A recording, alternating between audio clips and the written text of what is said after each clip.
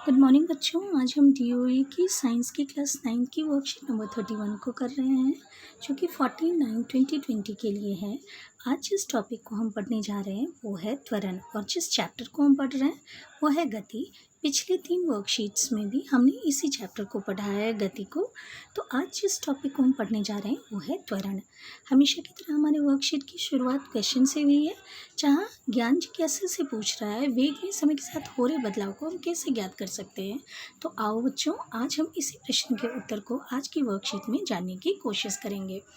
देखो, जब हम सड़क पे चल रहे होते हैं तो नॉर्मली क्या होता है, हम या तो हमारी स्पीड कभी बढ़ जाती है, या जिस व्हीकल से हम जा रहे हैं, गाड़ी से जा रहे हैं, उसकी स्पीड कम हो सकती है, बढ़ सकती है, रुक भी सकती है, ट्रैफिक अगर ज़्यादा है तो। यानी कि समय के अनुसार इसका क्या होता है, वेग बदलता रहता है।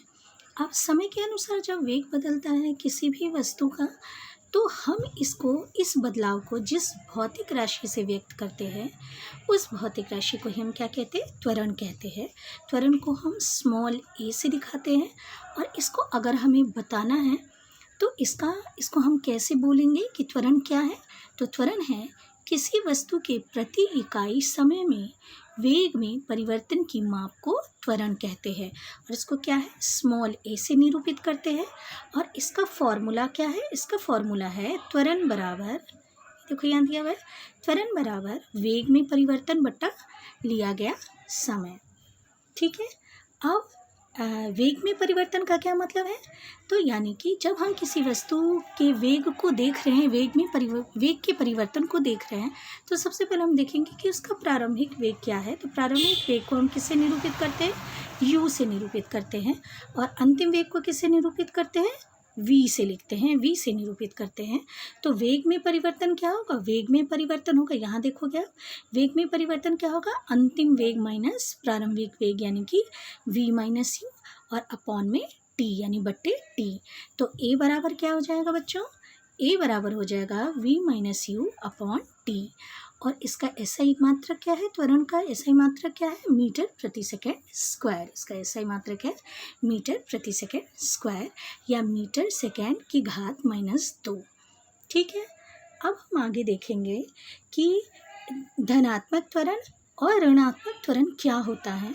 तो इसको जानने के लिए हम ये देखेंगे कि यदि वस्तु का अंतिम वेग यानी v अगर प्रारंभिक वेग से अधिक होता है तो वस्तु का त्वरण क्या होता है, धनात्मक होता है, और ऐसी गति को हम क्या कहते हैं, त्वरित गति कहते हैं।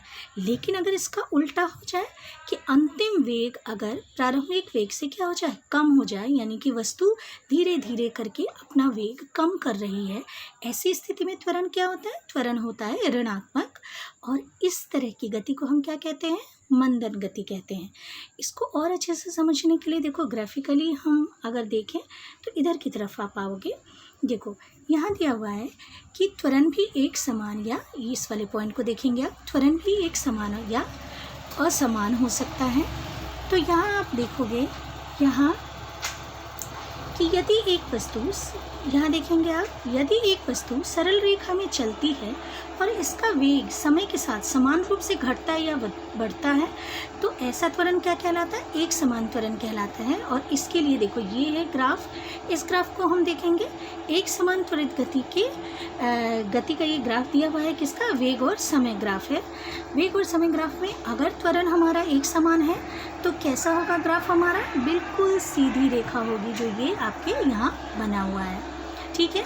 लेकिन यदि वस्तु का वेग असमान रूप से घटता या बढ़ता है, यानी कभी बढ़ रहा है कभी घट रहा है, तो उस समय का त्वरण क्या कहलाता है, असमान त्वरण कहलाता है। और इसको भी हम वेग समय ग्राफ में देखेंगे तो ये कैसा ग्राफ होता है, एस शेप्ड ग्राफ होता है, या सिग्मॉइड ग्राफ हम कहते हैं इसको। देखो यहाँ पर इस ग्राफ को आप देखेंगे। ठीक है। उसके बाद यहाँ देखो एक प्रश्न है जो आपके उदाहरण से और अच्छे से हम त्वरण को समझने की कोशिश करेंगे। यहाँ दिया हुआ है उदाहरण, देखेंगे यहाँ, यदि एक रुकी हुई बस के चलने पर वह 2 सेकंड में 5 मीटर प्रति सेकंड का वेग या गति प्राप्त कर लेती है तो इसका त्वरण कितना होगा। तो सबसे पहले हमें क्या देखना है कि बस हमारी क्या है, रुकी हुई है, यानी कि इसका प्रारंभिक वेग क्या है, 0 मीटर प्रति सेकंड है, और अंतिम वेग यहाँ दिया हुआ है 5 मीटर प्रति सेकंड। तो v बराबर क्या होगा, 5 मीटर प्रति सेकंड। समय यहाँ दिया हुआ है 2 सेकंड, तो यहाँ देखो 2 सेकंड लिखा हुआ है। त्वरण का फॉर्मूला हम जानते हैं, a बराबर v v minus you upon T, यानी 5 माइनस 0/2, तो क्या हो गया +2.5 मीटर प्रति सेकेंड स्क्वायर। यानी कि यहाँ क्या है, वस्तु की गति क्या है, त्वरित गति है, क्योंकि वैल्यू क्या है, प्लस में आया है। ठीक है बच्चों, अब देखो आज की वर्कशीट के जो प्रश्न हैं उनको देखने की कोशिश करते हैं। त्वरण किसे कहते हैं, इसके सूत्र व इकाई को स्पष्ट कीजिए।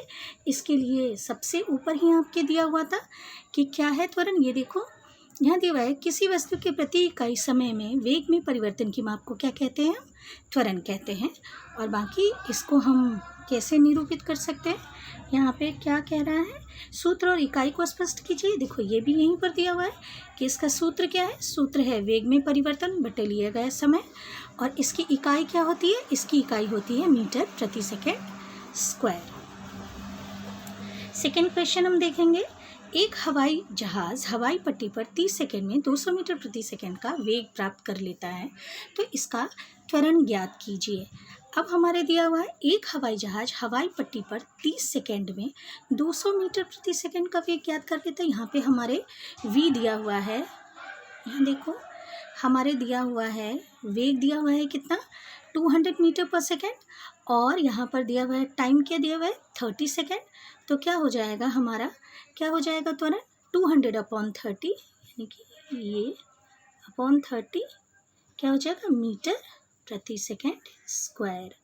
ठीक है, अब इसको आप सिंप्लीफाई कर लेंगे, लिख लेंगे क्या होगा।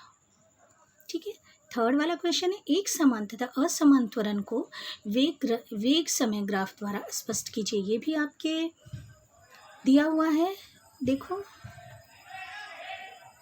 यहाँ दिया हुआ है, एक समान के लिए ये है और असमान के लिए ये है।